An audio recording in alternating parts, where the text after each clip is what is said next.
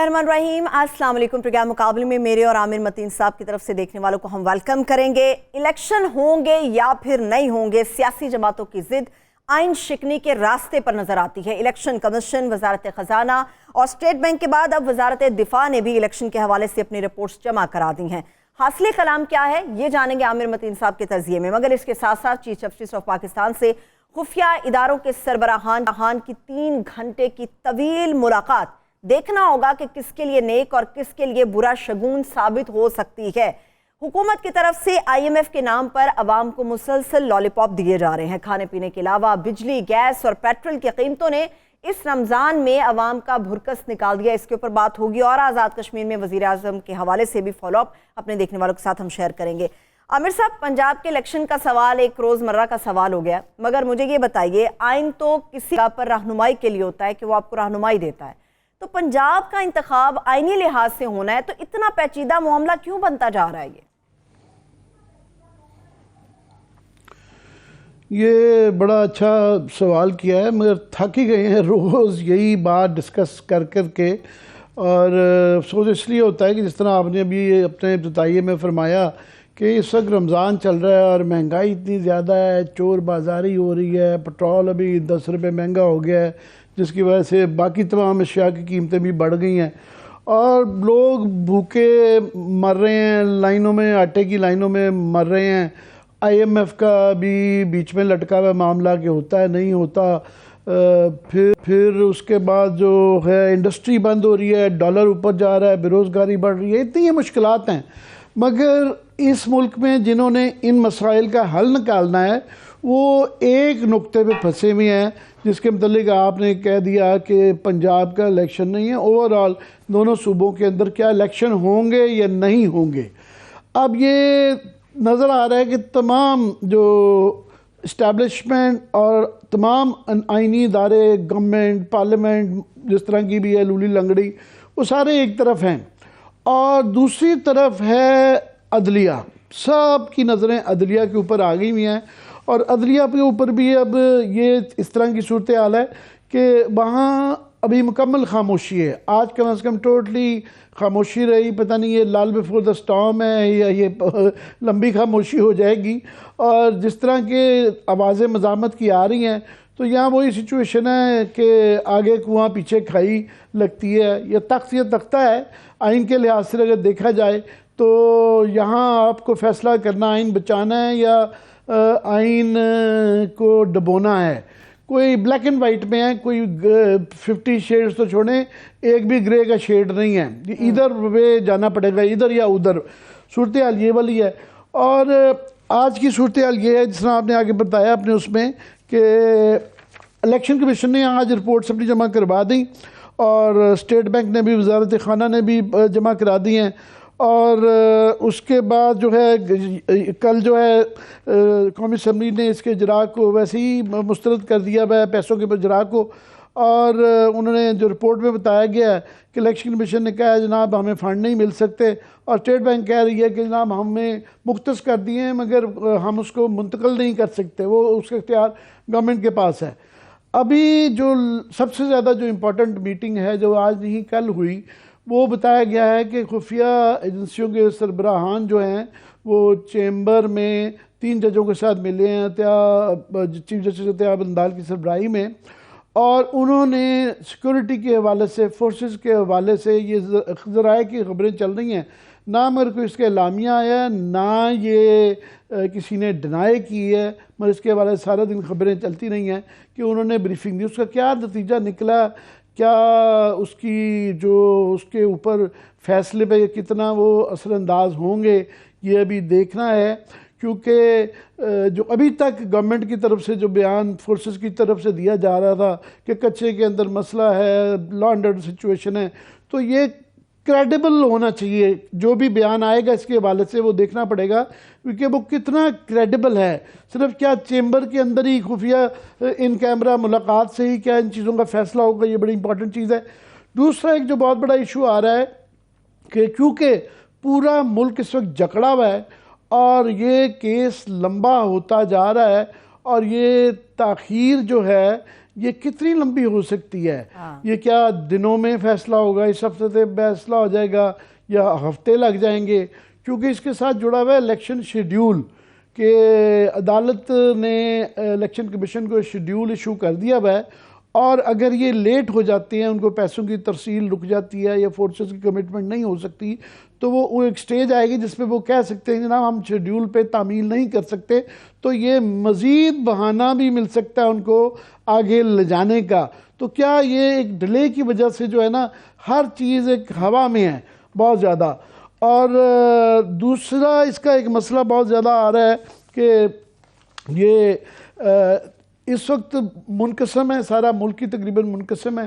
ظاہر ہے جو قومی اسمبلی میں پہلے ہی وہاں پہ اپوزیشن نہیں ہے، نام نہاد اپوزیشن ہے راجہ ریاض کی صورت میں، اور اس میں اتحادی پارٹیوں میں بھی بحث جاری ہے، آج یہ چلتی رہی کہ گفتگو ہونی چاہیے نہیں ہونی چاہیے، جبکہ پی ٹی آئی کی طرف سے کلیئرلی یہ بیان آیا ہے کہ جی اگر تو یہ الیکشن کے متعلق گفتگو کر رہے ہیں، کسی اور ٹاپک پہ ہم گفتگو نہیں کر رہے۔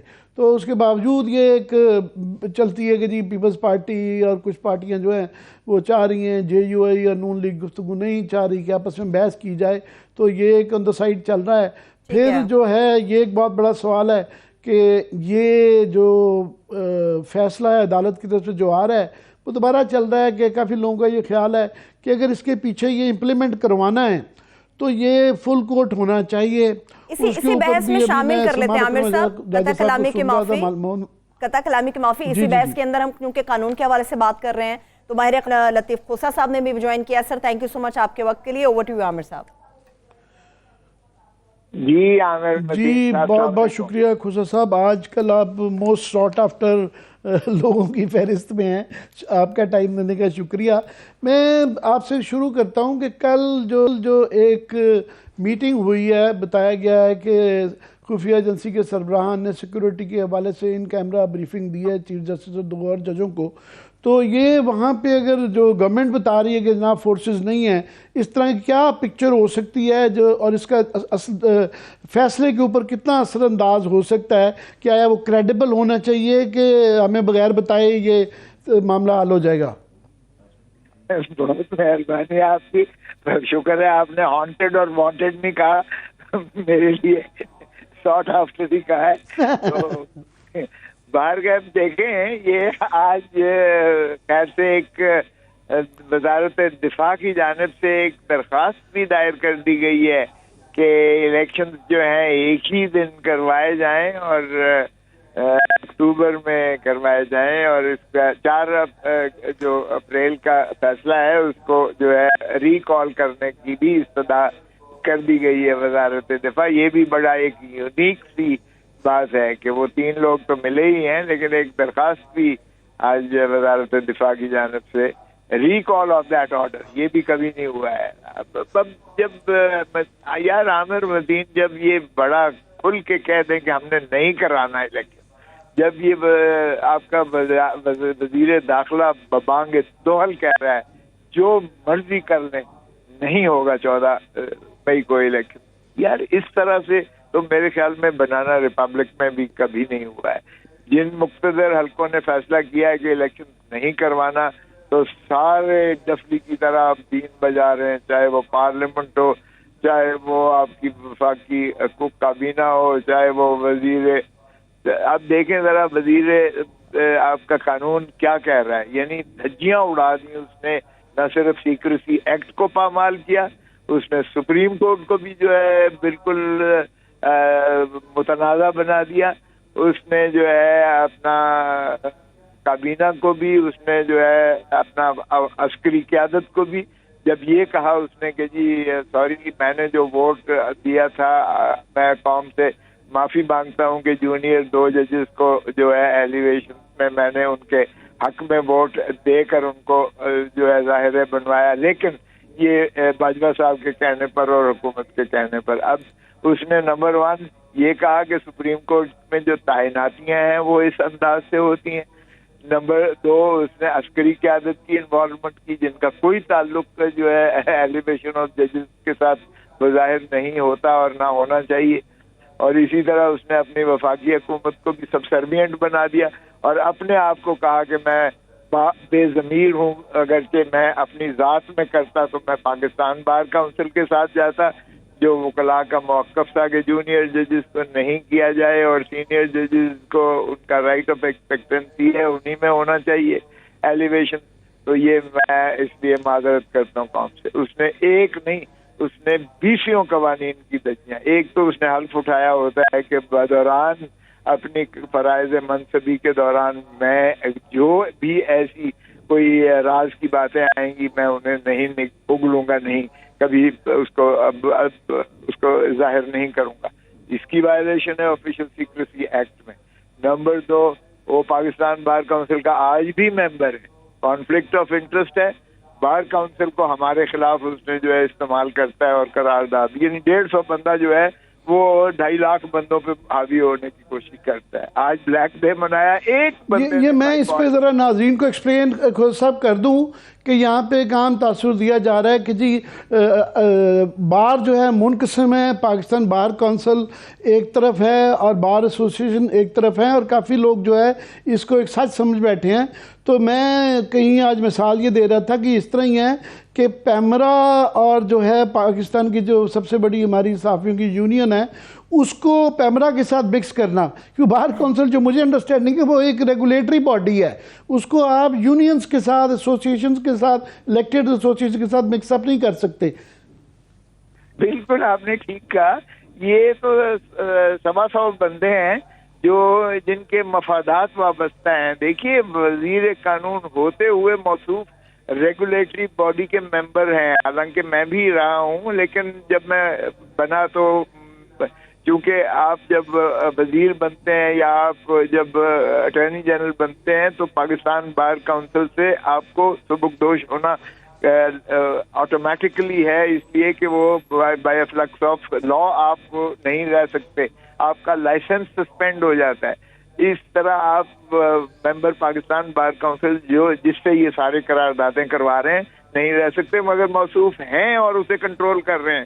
ظاہر ہے جب وزیر قانون پاکستان بار کونسل کا سٹنگ ممبر رہے گا تو پھر وہ جو اٹارنی جنرل برانچ ہے، ایڈوکیٹ جنرل برانچ ہے، پروسیکیوٹر جنرل برانچ ہے، وہ وائٹ کالر کلاس ہے، آپ سارے ان وکلاء کو جو ہے نوازشات دیتے ہو، ان کو ملازمتیں دیتے ہو، ان کو ہائی پرکس اور تنخواہیں اور بڑے بڑے کیس دیتے ہو، اور ان کو جو ہے ایکسچیکر سے ان کو فیسیں دیتے ہو، تو پھر آپ ایک وہ اس لیول پر جو ہے آپ کانفلکٹ آف انٹرسٹ میں ان کو استعمال کرتے ہو.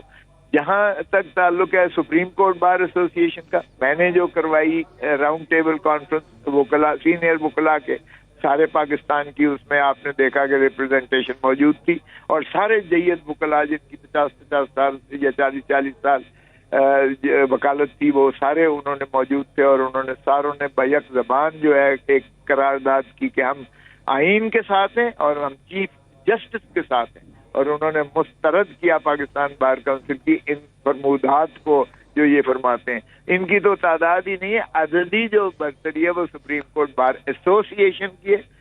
لاہور میں خود صاحب آپ نے آگے بڑی زبردست منظر کشی کی کہ گورنمنٹ کی طرف سے برملا یہ کہا جا رہا ہے کہ مئی میں تو چھوڑیں گے، اکتوبر میں بھی الیکشن نہیں ہوں گے. اور وہ مجھے پنجابی کا لطیفہ یاد آ جاتا ہے کہ وہ جو کہ جی چودھری صاحب پھر نہ ہی سمجھیے کہ کانسٹنٹلی یہ 2-3 مہینے سے نہ چل رہی ہے، مگر عدالت کے اندر یہ جو تاخیر ہو رہی ہے اس سے یہ ابہام بڑھ رہا ہے. تو ٹائم فریم میٹر کرتا ہے کہ یہ اگر دنوں سے ہفتوں میں یا مہینوں میں چلا جاتا ہے تو الیکشن شیڈیول ڈسٹرب ہو سکتا ہے کہ الیکشن کمیشن نیکسٹ یہ کہے گی کہ جناب یہ وسائل نہیں دیے گئے اور ہمارے طرف سے نہ ہو گیا ہے تو ہم اس ٹائم میں یہ نہیں کر سکتے. تو عدالت کو یہ ایک تو سمجھ آتی ہے کہ پروسیس میں ٹائم لگتا ہے، مگر یہ اب تھوڑا سا لگتا ہے کہ انڈیو ڈیلے ہو رہی ہے.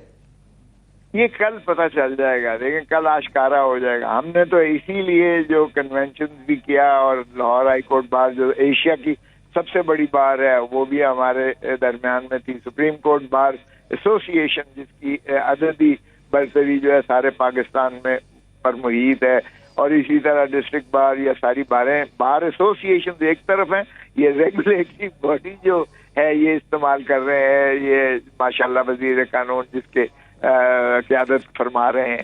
تو تو یہ دیکھیں ہم نے تو یہی چیف جسٹس صاحب کو کہا ہے کہ یا آپ جسٹس منیر کا رول ادا کریں گے پاکستان تباہ ہوگا.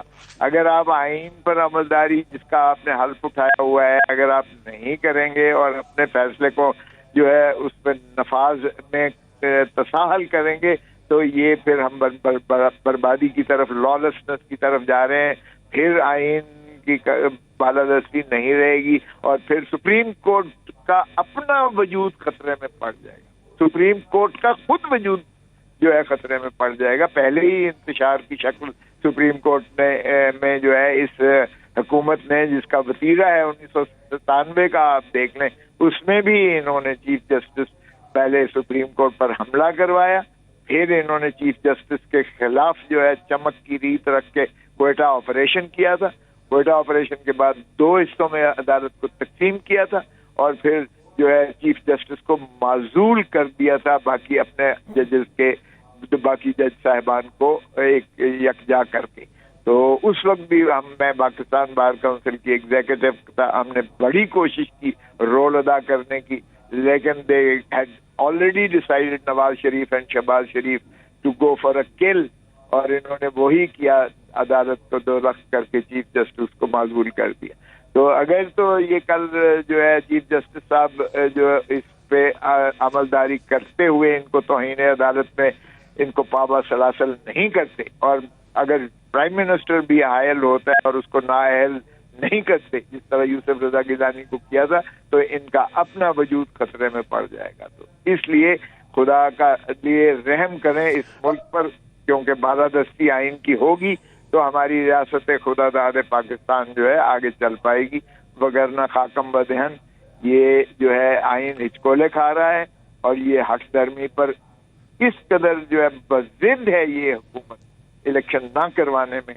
وہ بھائی کیا ہو جائے گا الیکشن ہار جاؤ گے. ہمیں بھی تو 1997-96 میں بے نظیر بھٹو کو 17 سیٹوں پہ لا کے کھڑا کر دیا لیکن اس نے بائیکاٹ نہیں کیا تھا اور لیڈر آف دی اپوزیشن بن کے اس نے جو ہے ڈٹ کے مقابلہ کیا تھا.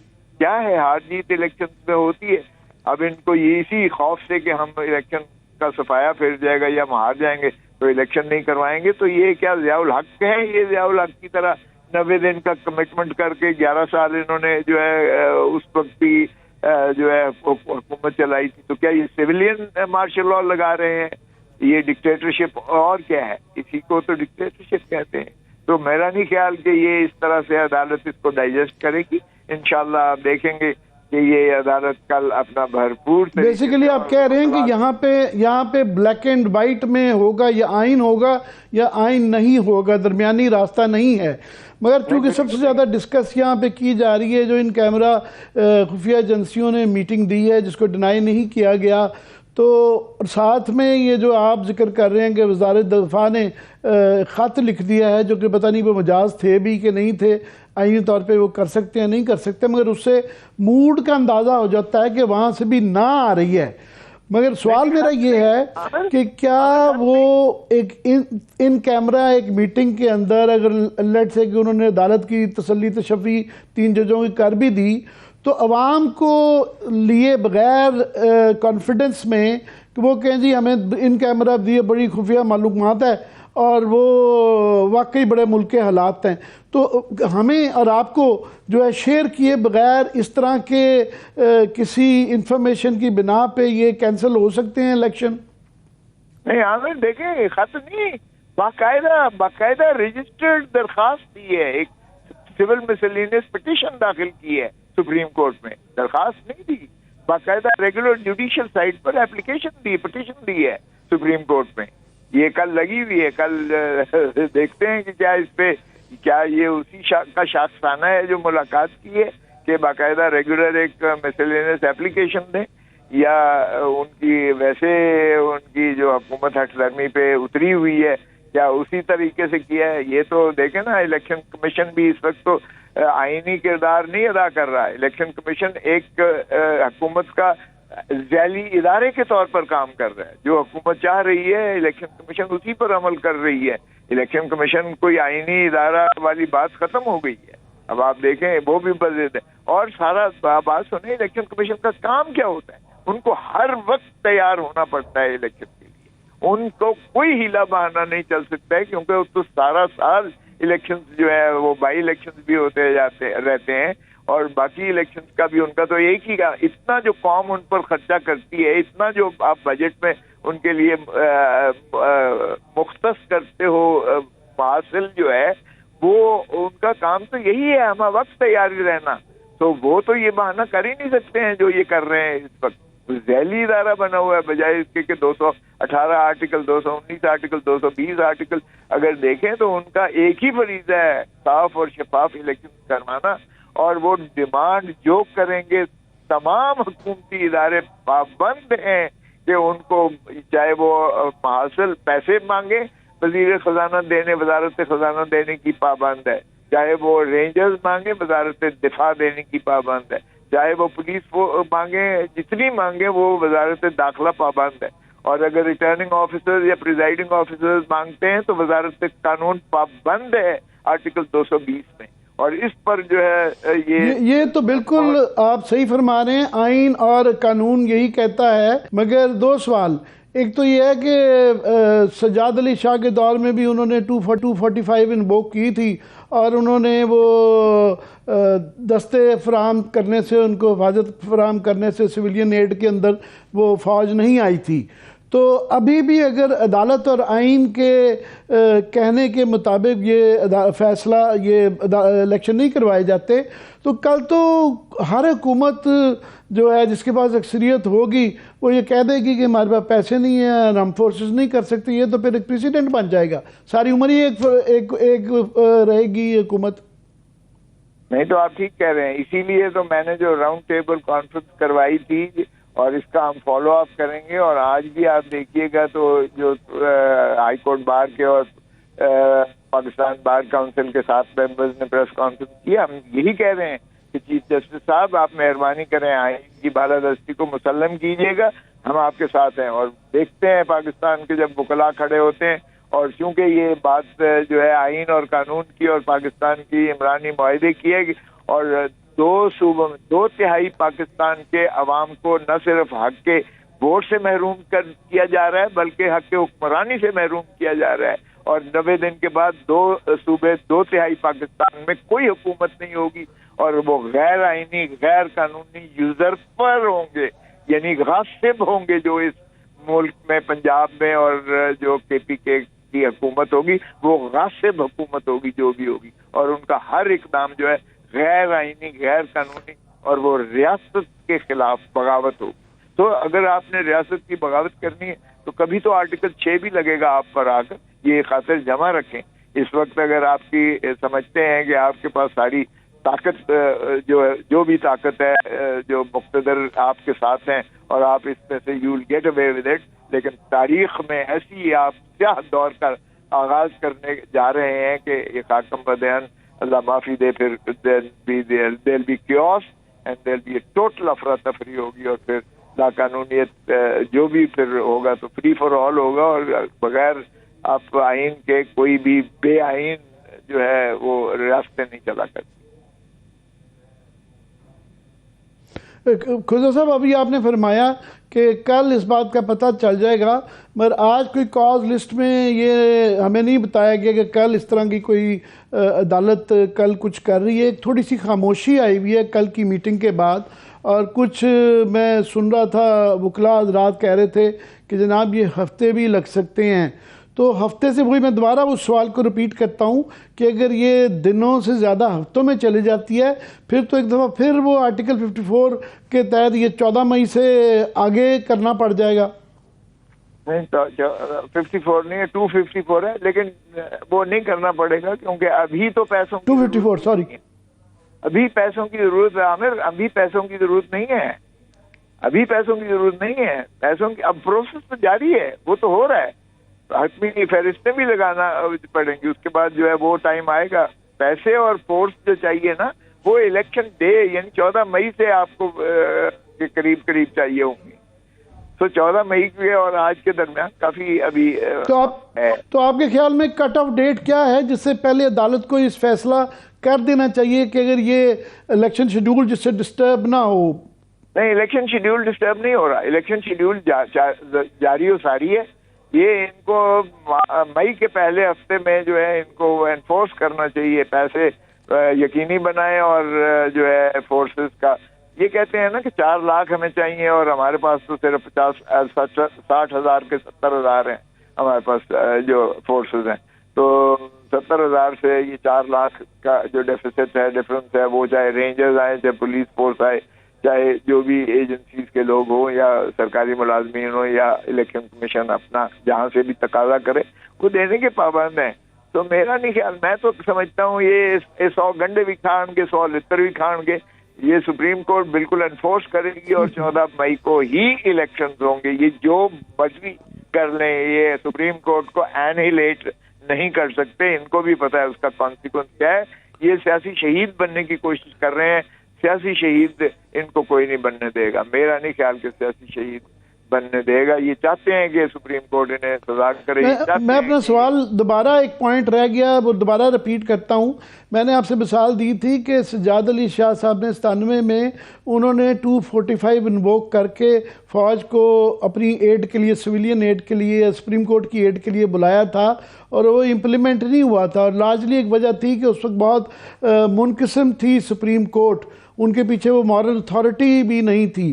تو اس وقت بھی عدالت عظمیٰ کا یہی حال ہے کہ وہاں پہ بڑی منقسم نظر آتی ہے، بڑی ڈسینٹ نظر آ رہی ہے. تو کیسے امپلیمنٹ کروا پائے گی ایک منقسم سپریم کورٹ؟ نہیں عامر، کوئی مماثلت اس لیے نہیں بنتی ہے کیونکہ سجاد علی شاہ نے اپنی سیکیورٹی کے لیے جو ہے کہا تھا کہ مجھے فوج کے جو ہے فوج دی جائے، فوج کے جو ہے رینجرز دیے جائیں یا فوج پاکستان سے. اس نے ریکویسٹ کی تھی سیکیورٹی، ذاتی سیکیورٹی یا سپریم کورٹ کی سیکیورٹی کے لیے. یہاں کوئی سپریم کورٹ اپنی ذاتی سیکیورٹی کے لیے نہیں مانگ رہی، یہاں آئینی تقاضا ہے اور الیکشن کمیشن آف پاکستان مانگ رہی ہے.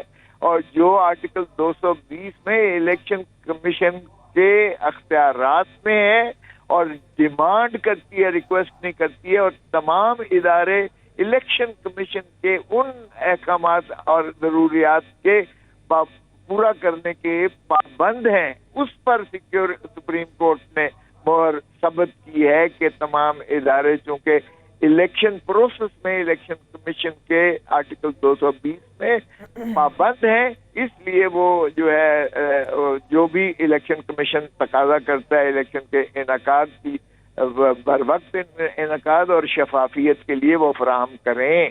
یہاں اور اس میں زمین آسمان کا فرق ہے.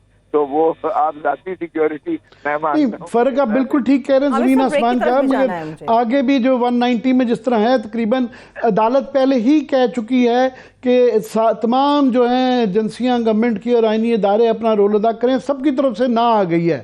تو اگر وہ نہ آ گئی ہے تو یہ جو وزارت دفاع کی طرف سے آپ بتا رہے ہیں کہ جو پٹیشن آئی ہے، یہ تو پھر 245 کا یہ جواب آ گیا نا کہ اگر ہمیں اس طرح کا کہا گیا تو یہ تو انہوں نے اپنا جواب دے دیا اس کے ذریعے.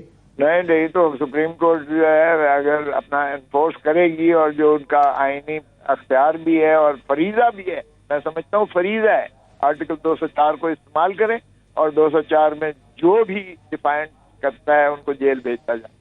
دیکھتے ہیں کون پھر کتنی سخت رکھتا ہے. قوم پیچھے ہوگی، وکلا پیچھے ہوں گے. آپ دیکھیں قیامت کیسی آتی ہے. لاسٹ کوشچن کہ آپ کب دیکھ رہے ہیں یہ معاملہ، کتنے دنوں میں عدالت اس چیز کا فیصلہ کر دے گی؟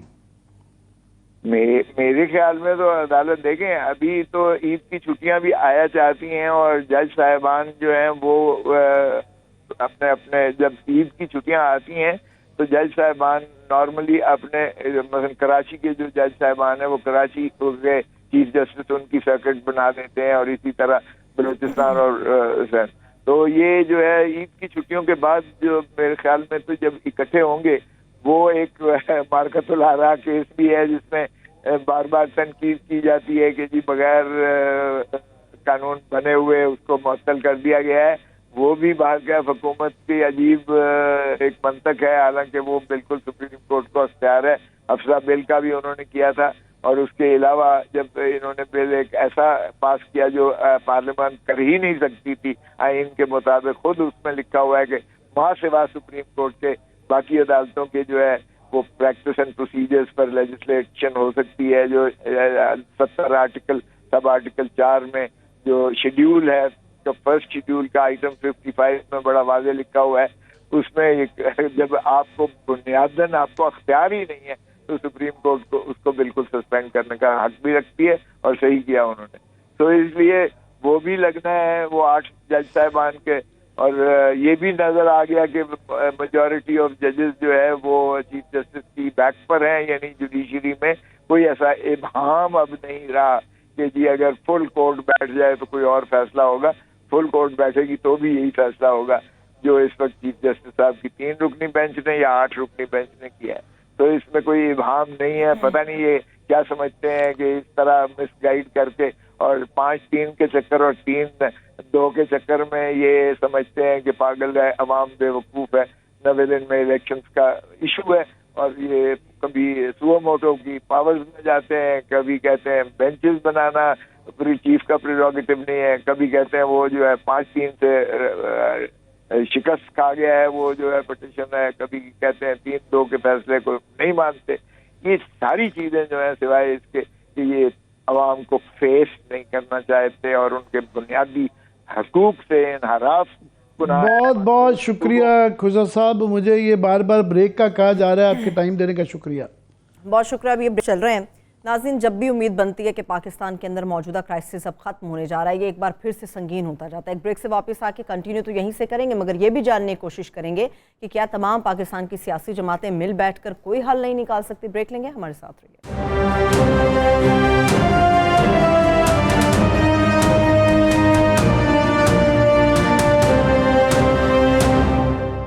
بریک کے بعد ایک بار پھر سے ہم آپ کو خوش آمدید کہیں گے پروگرام مقابل میں. عامر صاحب، ابھی جب لطیف کھوسا اور آپ کے درمیان گفتگو ہو رہی تھی تو بظاہر مجھے ایسا لگ رہا تھا کہ وہ بڑی امید سے ہے کہ پاکستان کے اندر جو پنجاب کے الیکشن کا معاملہ ہے وہ درست سمت کی طرف بڑھ جائے گا، لیکن ابھی بھی امید کہیں ہمیں نظر نہیں آ رہی کہ الیکشن ہوں گے. کیا آپ کو لگتا ہے کہ تمام سیاسی جماعتیں مل بیٹھیں گی تو کوئی امید بن سکتی ہے، کوئی حل نکل سکتا ہے؟ بھئی یہ لطیف کھوسا صاحب اکیلے نہیں ہیں جو یہ امید لگائے بیٹھے ہوئے ہیں. انہوں نے گول میز کانفرنس لاہور میں کروائی ہے، اس کے ساتھ جو ہے اعتزاز احسن اور طارق رحیم کے ساتھ سلمان اکرم راجہ اور پاکستان کے تمام ہی جید جورسٹ جن کو مانا جاتا ہے، وہ سب اس چیز پہ نا امید ہیں بلکہ متفق ہیں. سو ایک وکلاء کا بہت بڑا کیا تقریباً تمام ہی وکلاء. دوسرا جج بھی جو ہے کوئی جنہوں نے اختلافی نوٹ بھی دیا ہے، کسی نے یہ نہیں کہا کہ 90 دن کے اندر الیکشن کرانا جو ہے ضروری نہیں ہے. تو اس معاملے میں کوئی اختلاف نہیں ہے. اختلاف جو ہے وہ از خود نوٹس کے جو مسائل جو بڑے عرصے سے چل رہے ہیں اس کے ریفارمز اصلاحات کے بارے میں ہے. تو یہ اس لیے لوگ جو ہیں کہ جناب یہ بہت بڑا رسک ہوگا انڈر دا سرکمسٹانسز، یہ کیونکہ پھر دوسرا راستہ تو وہ ہے نا جو حکومت کی طرف سے اشارہ آ رہا ہے کہ جناب ہمیں اکتوبر میں بھی نہیں چاہیے. تو وہ تو صرف وہی ماشاء اللہ وہ بار بار وہ بھی کہہ رہے میرے منہ میں خاک میں بھی کہہ دیتا ہوں میرے منہ میں خاک، کیونکہ ہم نے یہ خاک بڑی دفعہ چکھ لی ہے. ہمیں پتہ ہے کہ اس کے بعد کیا حالات ہوتے ہیں، اور اس وقت جو ملک کے اندرونی حالات ہیں، جس طرح آپ نے شروع میں ابتدائی میں اپنی منظر کشی کی مہنگائی کے، IMF کے، پھر یہ حکومت جو خود سیکورٹی کی اور سچویشن بتا رہی ہے فائنینس کی، یہ اسی کیس کو بلاک کرنے کے لیے. تو ایسے حالات میں کوئی بھی ماورائے آئین فیصلہ وہ ملک کے لیے بہت خطرناک ہو جاتا ہے. مزید اس میں ایڈ کر لیں کہ ریجنل ایشو بھی دیکھنا پڑتا ہے کہ یہاں ہمارے یہاں بالکل برابر میں کشمیر، مقبوضہ کشمیر میں ہمارے بیسٹ ایلائز جو G20 کی میٹنگ ہوئی ہے اس میں ٹرکی، ہم 75 سال سے ہم ان کو سائپرس میں سپورٹ کرتے ہیں، وہ ہمیں کشمیر میں کرتے ہیں. وہ ایک بہت بڑا بریک ہے. سعودی عربیہ ہے، انڈونیشیا ہے، تو وہ ملک جن کے ساتھ وہ ہمارا ساتھ دیتے رہے ہیں وہ شامل رہے ہیں. یہاں آزاد کشمیر میں جو ہے ہمارے بھی جو ہے ایک انسٹیبلٹی آ گئی ہے، اور وہاں اکثر یہ خیال کیا جاتا ہے کہ جب تک اسٹیبلشمنٹ کی مرضی نہ ہو تو وہاں حکومتیں چینج نہیں ہوتی ہیں. تو یہ کشمیر کا ریجنل مسائل دیکھ لیں، پھر انٹرنیشنل دیکھ لیں، یوکرین وار، اس کے بعد جو ہے یہ ایک پازیٹیو چیزیں بھی ہو رہی ہیں، سعودی عربیہ، ایران، سو مچ از ہیپننگ. ہم کسی جگہ نہیں ہیں، ہم بڑے فیصلے کرنے کا ٹائم آ گیا ہے، مگر ہمارے یہ اندرونی مسائل سے جان چھٹے، اس کا فیصلہ ہو تو ہم پھر اپنے معاشی، اقتصادی اور جو بین الاقوامی مشکلات ہیں ان کی طرف غور کر سکیں. صحیح ہے، لیکن ابھی جو حکومت مذاکرات کے حوالے سے عامر صاحب سوچ رہی ہے، اس میں بظاہر تو صرف مولانا فضل الرحمان صاحب نظر آ رہے ہیں جو عمران خان صاحب کے ساتھ بات چیت کے مخالف ہیں، مگر تمام لوگ ایک ہی پیج پر ہیں کہ مذاکرات ہو سکتے ہیں اور کوئی راستہ نکالا جا سکتا ہے. نہیں، مذاکرات کے ہونا نہ ہونا اتنا امپورٹنٹ نہیں ہے. مذاکرات کا ایجنڈا میٹر کرتا ہے. یہ ایک کہ جی فلانے چاہتے ہیں اور فلانے نہیں چاہتے ہیں، بلا بلا بلا، یہ ایک بالکل میں سمجھتا ہوں نان ایشو اس لیے ہے کہ اس کا کرنے کس چیز پہ ہیں. وہ پی ٹی آئی بڑا کلیئرلی کہہ چکی ہے کہ جناب یہ الیکشن کی ڈیٹ کے اوپر تو جو ہے نا ہم اب کوئی بالکل بھی مذاکرات نہیں ہیں، یہ تو نان ایشو ہے. ہاں باقی چیزوں پہ کہ اصلاحات یا قومی اسمبلی کے الیکشنز کے اوپر یا باقی چیزوں کے اوپر بات چیت ہو سکتی ہے.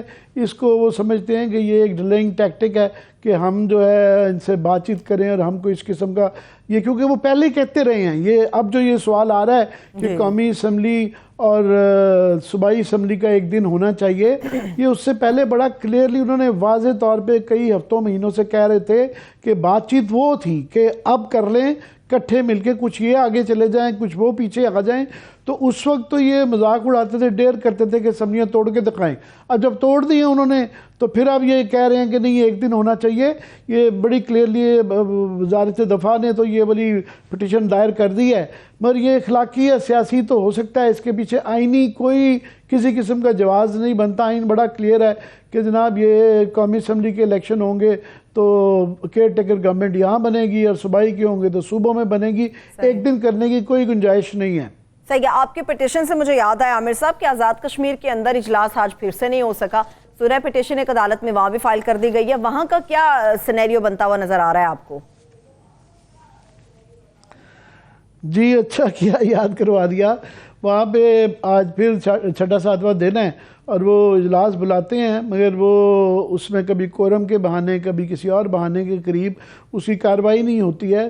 کیونکہ جس طرح پاکستان کے آئین میں ہے وہاں بھی ہے کہ کارروائی صرف پہلی جو ہوگی وہ پرائم منسٹر کا آزاد کشمیر کے الیکشن ہوگا.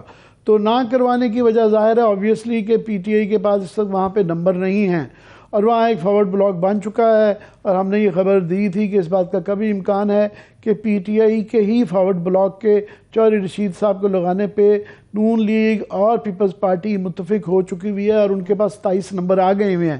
کل میں ایک بات کی توثیق کر دوں کہ ہمارے کورسپونڈنٹ صاحب نے یہاں پہ یہ ذکر کیا کہ چودھری یاسین جو ہیں جو ایکس پرائم منسٹر ہیں پیپلز پارٹی کے تھے، تو وہ اور ان کا بیٹا 2 ووٹ ہیں ان کے پاس، کیونکہ 1-2 ووٹ کا اس وقت فرق نظر آ رہا ہے. تو وہ شاید اس فیصلے سے خوش نہیں ہیں. وہ خود پرائم منسٹر کے اپنے آپ کو کینڈیڈیٹ سمجھتے تھے. تو آج مجھے یہ میری درستگی کی گئی ہے اور بلکہ یہ چودھری یاسین صاحب کے اگر پروڈیوسر صاحب میٹنگ دکھا سکیں کہ وہ چودھری ریاض کے پاس جا کے انہوں نے، جو کہ مشیر ہیں، سابق مشیر ہیں وزیر اعظم کے، تو وہ ان کے پاس جو ہے ان کے وہاں پہ فیصلہ سازی کا کافی ساری چیزوں میں وہی اس کے سینٹرل رول ادا کر رہے ہیں. تو انہوں نے ان کے پاس ملاقات بھی کی ہے اور اس بات کا اعادہ بھی کیا ہے کہ وہ پارٹی کے ساتھ کھڑے ہیں، ان کا کوئی پروگرام نہیں ہے وہ کرنے کا. باقی لاسٹلی یہ کہ یہ غیر معینہ مدت تک کے لیے اجلاس کو ٹالا نہیں جا سکتا. آلریڈی یہ بات عدالت میں آزاد کشمیر کی جا چکی ہوئی ہے، پٹیشن فائل ہو گئی ہے. تو میرا خیال یہ زیادہ ڈیلے نہیں، کل پرسوں ترسوں تک ہو جائے گا. اور وہاں پہ عجیب ایک چیز ہونے جا رہی ہے کہ باقی سارے ملک کے اندر جو ہے P T I versus P D M چل رہی ہے، تو وہاں پہ جو ہے تینوں پارٹیوں کا جو ہے نا اتحاد ہونے جا رہا ہے. تینوں پارٹیاں تو نہیں ہیں، فارورڈ بلاک ہے، وہی طریقہ ہے جو یہاں اسلام آباد میں کیا گیا تھا. سندھ ہاؤس میں 25 بندے کر دیے گئے تھے کٹھے دکھا کے، اور پنجاب میں تو سیدھا ہی انہوں نے لوٹے بنوا دیے تھے. تو کشمیر تک بھی یہ لوٹا سازی پہنچ گئی ہے. تو نیکسٹ سٹاپ کہہ رہے ہیں وہ گلگت بلتستان ہوگا. تو یہ معاملات چل رہے ہیں، بس دیکھیں کیا ہوتا ہے آگے. مگر وہاں پی ٹی آئی کی گورنمنٹ مجھے نہیں نظر آتی. صحیح ہے, ٹھیک ہے. میرے پاس 2 منٹ ہے عامر صاحب. بریک کی طرف بڑھنے سے پہلے میں آپ سے یہ پوچھنا چاہ رہی تھی کہ پنجاب کے اندر بھی آج یہ خبر آئی ہے کہ بہت بڑی تعداد میں ٹرانسفر پوسٹنگز ہوئی ہیں. یہ معمول کی کارروائی سمجھیں یا پھر ہم یہ سمجھیں کہ الیکشن سے پہلے کی کچھ تیاریاں کی جا رہی ہیں وہاں پہ؟ جی, پنجاب کے اندر تو نگران گورنمنٹ اور الیکشن کمیشن جو ہے کلیئرلی جو ہے وہ ہر روز ایک وائلیشن کرتے ہیں. وہ کلیئرلی کیئر ٹیکر کا جو بنیادی مقصد تھا کہ وہ نیوٹرل رہ کے کریں, تو میرا خیال ہے کل کو یہ توصیہ بھی کر دینی چاہیے کہ یہ نیوٹرل نہیں ہے. اگر نہیں ہے تو پھر یہ پرانا والا طریقہ کار ہی ٹھیک ہے. الیکشن کمیشن کی امپاور کرنا چاہتے تھے, مگر جس طرح کا الیکشن کمیشن ہے اس کو اور امپاور کیا تو پتہ نہیں ہے, تو پھر آلریڈی یہ بالکل 2-1 دفعہ انکار کر چکے ہوئے ہیں. توہین عدالت ہے, عدالت تھوڑی سی لینینٹ ان پہ رہی ہے. تو یہ سارا جو سسٹم تھا کیئر ٹیکر کا, یہ بالکل جو ہے یہ کامیاب نہیں ہوا, بلکہ استعمال کیا جا رہا ہے ان کے ذریعے. یہ صرف ایک وائلیشن, یہ روز وائلیشنیں ہوتی ہیں. اور یہ ایک سوال بھی ہے, آئینی ایک سوال ضرور آ رہا ہے کہ میرا خیال ایک پٹیشن بھی شیخ رشید صاحب کی داخل ہو چکی بھی ہے کہ وہاں پہ ایڈمنسٹریٹر لگایا جائے. اب یہ نہیں کہ وہ ایڈمنسٹریٹر اب کہہ رہے ہیں وائلیشنوں کی وجہ سے, یا جب یہ 90 دن ان کے پورے ہو جائیں گے اور یہ آگے اگر ایکسٹینڈ کرنے کی بات ہے تو ان کی نگران حکومت کی کیا آئینی حیثیت رہ جائے گی. اب کیا ہے, اور 90 دن کے بعد پھر یہ فیصلہ آئے گا کہ باقی الیکشن تو ایکسٹینڈ ہو گئے ہیں, تو اس کے بعد کیا پھر ایڈمنسٹریٹر لگے گا کہ عدالت ان کو ہی ایکسٹینڈ کروائے گی. صحیح ہے, ٹھیک ہے. چلیے ابھی ہم ایک بریک کی طرف چل رہے ہیں عامر صاحب. جب ہم بریک سے واپس آئیں گے تو اپنے دلوں کے ساتھ معلومات شیئر کریں گے کہ کس طرح سے غیر معیاری ادویات کا دھندا پاکستان کے اندر پھل پھول رہا ہے, اور اس کو آبیاری اس کی کون کر رہا ہے, اس کو کون پروان چڑھا رہا ہے, اس کے پیچھے کون ہے. بڑی خوفناک ڈیٹیلز ہیں, وہ آپ کے ساتھ شیئر کریں گے. ہمارے ساتھ رہیے.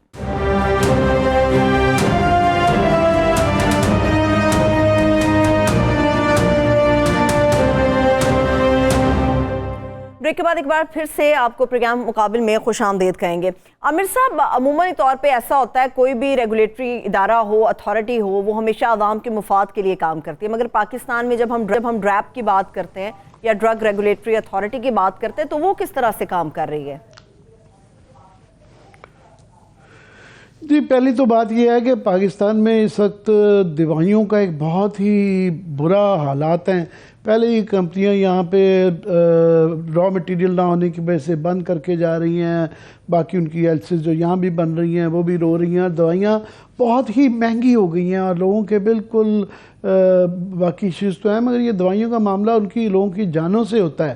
سو اس لیے زیادہ گمبھیر ہے. باقی مسائل بھی تیل پانی کے بھی چلتے ہیں, مگر یہ تو بالکل لوگوں کی جانوں سے کھیلنے والی ہے. اور اس کے لیے جو ریگولیٹری باڈی ہے, ڈریپ جو ہے, ڈرگ ریگولیٹری اتھارٹی جو ہے, وہ اس کے اندر جو معاملات ہیں پچھلے کافی سالوں سے چل رہے ہیں, اور وہ اس کو چیزوں کو درستگی کرنے کی بجائے وہ پارٹ آف دا پرابلم بن گئی ہے. وہ سولوشن دینے کی بجائے پارٹ آف دا پرابلم سب سے بڑی جو ہے نا وہ ڈریپ بنی ہوئی ہے.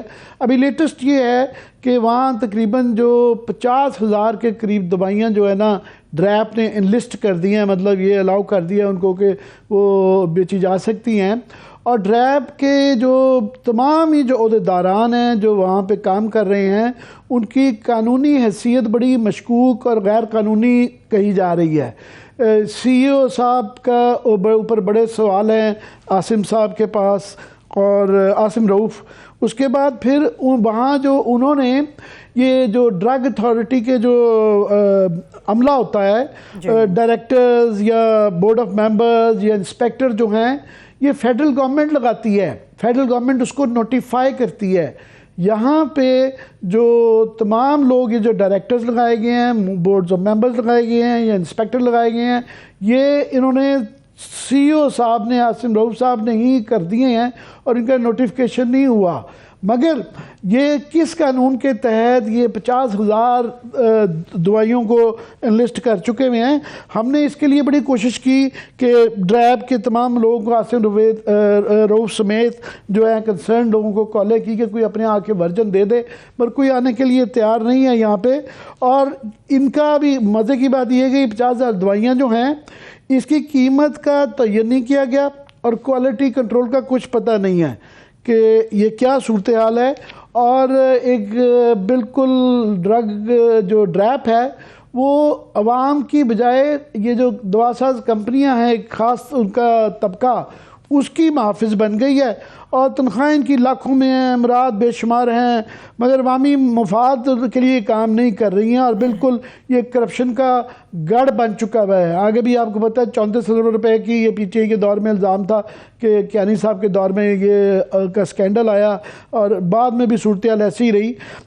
یہ جو جعلی اور مضر صحت دوایا کہ ان کے 10 سال سے مقدمات ان کے خلاف جو ہے نا، یہ ان کا بھی اتنا بڑا ایک کارٹل ہے کہ وہ التوا میں ہیں، وہاں بھی فیصلہ نہیں ہو رہا، اور مقدمات کی جو حکومت ہے وہ پیروی بھی نہیں کر پا رہی۔ تو یہ ہمارا صرف ورژن نہیں ہے، یہ وہاں کے ایک ڈپٹی ڈائریکٹر ہیں علیم اختر صاحب، انہوں نے پرائم منسٹر کو یہ خط لکھا ہے۔ تو یہ خط کے اندر جو ہے نا انہوں نے یہ تمام جو باتیں ہیں یہ ان کا ذکر کیا ہے کہ اعلیٰ کام کا ڈریپ کے اور کمپنیوں کا گٹھ جوڑ ہے، اور جو غیر قانونی دوائیاں بنانے والی کمپنیاں ہیں یہ ان کے مقدمہ کیوں کوشچن کیا کہ ان کے کیوں لٹکائے جا رہے ہیں اور یہ ان کو کیوں نوازا جا رہا ہے، اور اس کی وجہ سے ملک بھر میں غیر رجسٹرڈ، ناقص اور جعلی ادویات کی بھرمار ہو گئی ہے، اور یہ کھلا چھوٹ ہو رہی ہے۔ تو یہ اگر آپ میری مدد فرما سکیں کہ آج سے نہیں کئی سالوں سے چل رہا ہے کہ پاکستان کی سب سے امپورٹنٹ جس پہ جانوں پہ ہیں یہ جو ریپ ہے، ریگولیٹری اتھارٹی، اگر سروت اس کی تاریخ بتا چکیں گے، یہ پہلی دفعہ نہیں کہ عاصم رؤوف صاحب پہ ہیں، ماضی والے لوگوں کا بھی ذرا بالکل عامر صاحب، بالکل یہ جو آپ نے 50,000 ادویات کی بھی بات کی ہے، میں یہ بتا دوں یہ لاکھوں کروڑوں کی بات نہیں ہے، اربوں روپے کا فائدہ پہنچایا گیا۔ اب یہ کس کو یہ کوشچن مارک ہے۔ بدقسمتی یہ ہے کہ اب تک ڈریپ کے 3 سربراہان جو ہے وہ تعینات ہوئے، ان کی ہسٹری سے پتہ چل جائے گا کہ المیہ کیا ہے ہمارا۔ سب سے پہلے اسلم افغانی صاحب تھے جو چیف ایگزیکٹو بنے، ان کا کانفلکٹ آف انٹرسٹ تھا، مفادات کے ٹکراؤ کے باوجود ان کو لگایا گیا۔ دوسرے اتھارٹی کے تھے شیخ اختر حسین، مشہور زمانہ شیخ اختر حسین، کروڑوں روپے کا ان کے اوپر فراڈ کا نقصان پہنچانے کا الزام تھا۔ آپ کی بات کاٹ رہا ہوں، دوا ساز اسلم افغانی صاحب جو تھے نا یہ دوا ساز کمپنی کے مینیجنگ ڈائریکٹر تھے، اس لیے مفادات کا ٹکراؤ تھا۔ بالکل ایسا ہی۔ اور یہ شیخ اختر حسین صاحب ہیں، یہ وہی ہیں جو ڈریپ میں تو میٹنگز کرتے تھے، جب انکوائری بیٹھی تو تب پتہ چلا یہ جناب مردہ ہے، مگر یہ زندہ سلامت تھے اور میٹنگز اٹینڈ کرتے تھے۔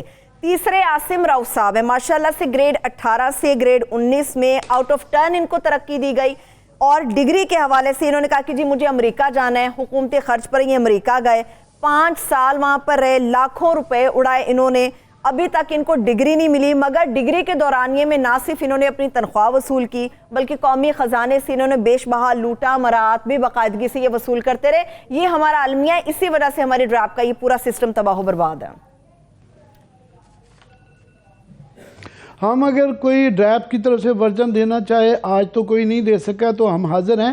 میں تھوڑا سا اختر حسین صاحب پہ بتاتا ہوں کہ وہ پاکستان کی تاریخ کا ڈریپ کی نہیں ایک مضحکہ خیز ترین واقعہ ہے کہ وہ ان کو جو ہے ان کی جعلی ڈگری پکڑی گئی تھی اور ان کو ٹرمینیٹ کر دیا گیا تھا، اور ان کے خلاف نیب کے کیسز تھے جس میں انہوں نے اپنے آپ کو مردہ ڈکلیئر کروا دیا تھا کہ میں تو مر گیا ہوں۔ اس ٹرمینیشن کے باوجود جو ہیں ان کو بعد میں بھی ابھی ریسنٹلی تک جو کہ تمام تنخواہیں کٹھی ملیں، اور پھر ان کو ایل پی آر کے پیسے بھی ملے، اور وہ ایک سلسلہ ابھی تک وہ کہانی کا سلسلہ جاری ہے کہ ایک آدمی، اور یہ بڑا تمام جو سکینڈل ماضی میں ہوتے ہیں بے تاشا ساکن نثار کے دور میں خاص طور پہ اس میں یہ محور رہے ہیں کافی اس طرح کے سکینڈلز کا۔ تو یہ اس کو ہم فالو اپ کرتے رہیں گے، اور جو ہے اس کی اور بھی بڑی تفصیلات ہیں، اس میں اگر کوئی مجھ سے تفصیل رہ گئی ہو تو آپ ایڈ کر سکتی ہیں۔ انشاءاللہ تعالیٰ نیکسٹ بالکل انشاءاللہ تعالیٰ عامر صاحب وقت میرے پاس بھی گیا ہے، نیکسٹ پروگرام میں جب بھی اس کا فالو اپ دیں گے، جو ڈیٹیلز ہماری پینڈنگ ہے وہ اپنے دیکھنے والوں کے ساتھ ہم شیئر کریں گے۔ آپ کا بہت شکریہ، دیکھنے والوں کا شکریہ، مجھے اجازت دیجیے، اپنا خیال رکھیے، خدا حافظ۔